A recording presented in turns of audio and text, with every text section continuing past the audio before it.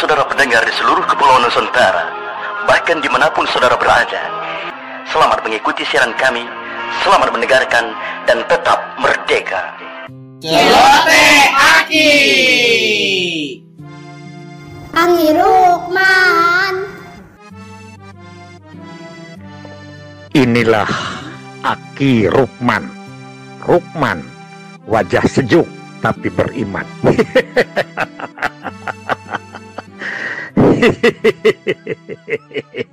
Assalamualaikum warahmatullahi wabarakatuh. Bismillahirrahmanirrahim. Alhamdulillahilladzi amarona bisilatil arham wa nahana anit tafaruki wal udzwan. Ashhadu an la ilaha illallah wahdahu la syarikalah wa ashhadu anna Muhammadan abduhu wa rasuluhu alladzi la nabiyya ba'dah amma ba'd. Anak cucu Aki dimanapun menyimak celoteh ini. Demikian panjangnya sejarah tentang institusi dan tidak mudah. Setelah dibentuknya PPKBD secara nasional dan punya daerah dengan beragam, itu apa yang disebut dengan Nagari, Banjar, SKD, dan Jawa Barat dengan pos KB desanya, maka di mana-mana dibentuklah pos KB desa. Ini mulai keliru. Kenapa mulai keliru? Kalau sudah diprogramkan ya seperti itulah. Karena ini instruksi harus dibentuk, maka dibentuklah. Dan ini banyak kabupaten kota khususnya di Jawa Barat yang membentuk dan menunjuk orang, bukan dipilih lagi. Ini sudah mulai. Kalau sudah diprogramkan, waduh ini repot lah. Nanti Aki akan cerita ya, Neng Susi, gimana Ki harus menumbuhkan dari bawah? Itulah tugasnya PLKB, motivator. Nantilah cerita lebih banyak. Sehingga beberapa kabupaten pos KB desa itu ditunjuk lebek atau amil atau kaur kesra kalau sekarang.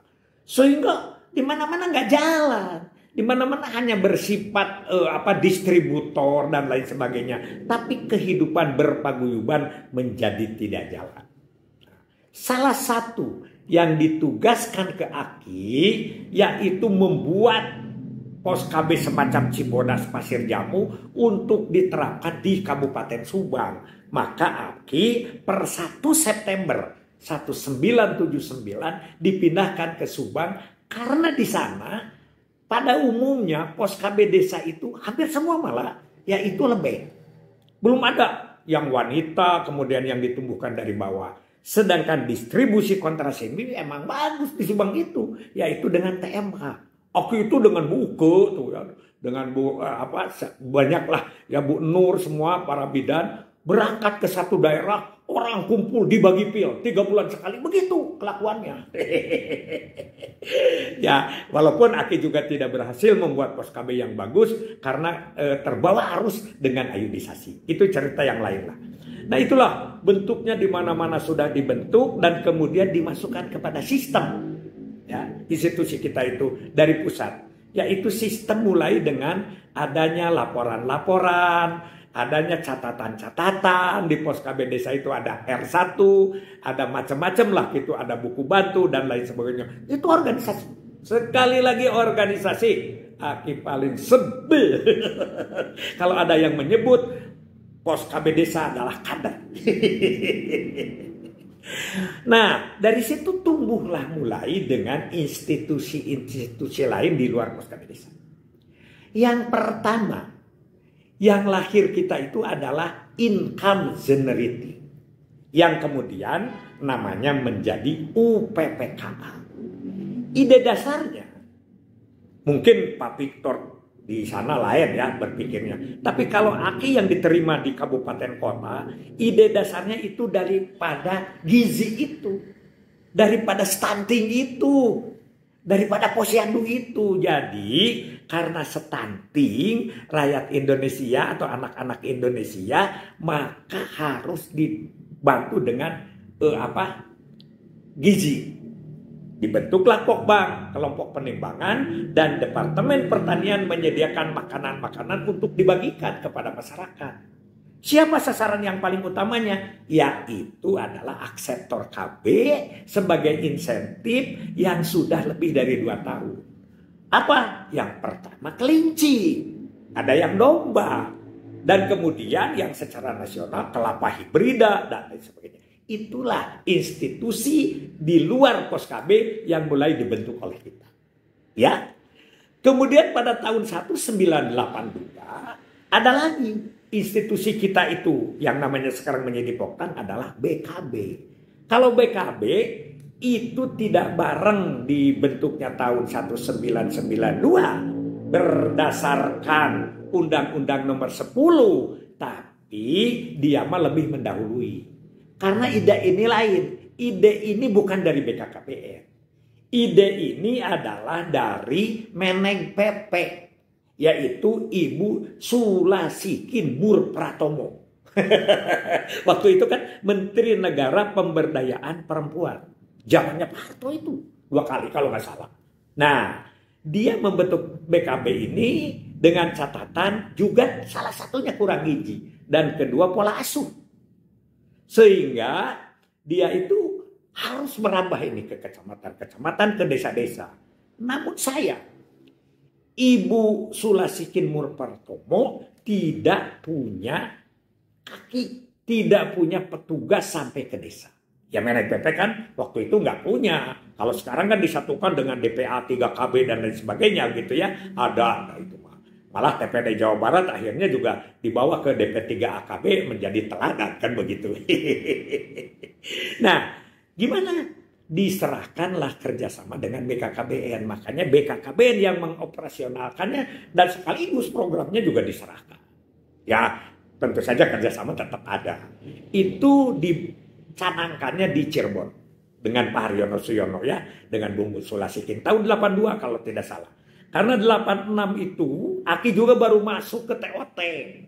TOT BKB itu pertama kali dengan Bu Wiwik Idaryati dari Jawa Barat. Bu Wiwik sedang menjadi Widya Iswara, Aki sedang menjadi kasih integrasi. Dulu ada kasih integrasi, yaitu kasih yang berkaitan dengan koordinasi. Kalau sekarang mah Hubalila lah ya, atau yang disebut di pusat mah apa, antar lembaga gitu, direktoratnya kan ada tuh di situ. Nah itu institusi-institusi rintisan yang kira-kira mulai berkembang. Banyak lagi. Ada yang lebih lucu. Ketika 1987 kita mencanangkan program KB Mandiri. Ini harus ingat. Program KB itu kan sudah disenangi sama orang. Tapi itu masih disuplai oleh pemerintah. Sekarang kita harus mandiri. Dibuatlah program KB Mandiri dengan kontrasepsi mulai dari luar. Harus beli. Wah, ada lingkaran biru, ada lingkaran emas. Di situ mulai. Dengan 3 program. Ya, tidak sekaligus merubah sikap masyarakat itu. Mandiri saja itu dibagi menjadi 3 tahapan. Yang pertama, pra-mandiri. Pra-mandiri itu, dasar zaman kita ya, prasejahtera, pra-mandiri. Tidak disebut miskin gitu. Itu bahasa-bahasa motivasi lah ya. Pra-mandiri ini adalah orang yang masih disuplai. Baik itu kontrasepsinya, maupun itu pelayanannya dan lain sebagainya masih menjadi tanggung jawab pemerintah. Tapi kemudian ada yang mandiri parsial. Parsial itu kan setengah-setengah, seteng-seteng. Mungkin kontrasepsinya dari pemerintah, tapi dia bayar pelayanannya. Ya begitu. Suntikannya KB dari pemerintah. Tapi ya untuk membayar bidan suntiknya itu dari dianya sendiri. Itu Bu Titing jagonya tuh di mana? Di Labuan, Pandeglang ya. Jadi itu temannya Bu Yuyu tuh yang sekarang jadi sekdis, sebentar lagi katanya mau pensiun. Biasa Bu Yuyu pensiun mah, jangan ditakuti lah. Nah yang ketiga mandiri penuh, yaitu orang-orang yang sudah pelayanannya, kontrasepsinya dan lain sebagainya dia membiayai sendiri. Itu seperti ya yang pergi Ayudi ke Dokter Setiawan itu ya, yang dimana Burang-Rang itu dan di Sukabumi itu adalah mandiri penuh. Di situ dibentuk oleh kita yang disebut ASKABI. asuransi KB Indonesia. Di sana ada Bu Pandi ya di pusat, ada Pak Amin pengurus-pengurusnya. Aki pernah jadi koordinator Askabi Jawa Barat. Nah, itu institusi kita. Sayang, itu hilang kemana? Lenyap. Tanpa apa-apa, tanpa tanda-tanda begitu. Sekarang itu tidak dikembangkan lagi. Padahal pada saat itu orang sudah mau membayar asuransinya begitu, dan mereka adalah mendapat jaminan dan perlindungan dari keluarga berencana. Sampai di situ dulu.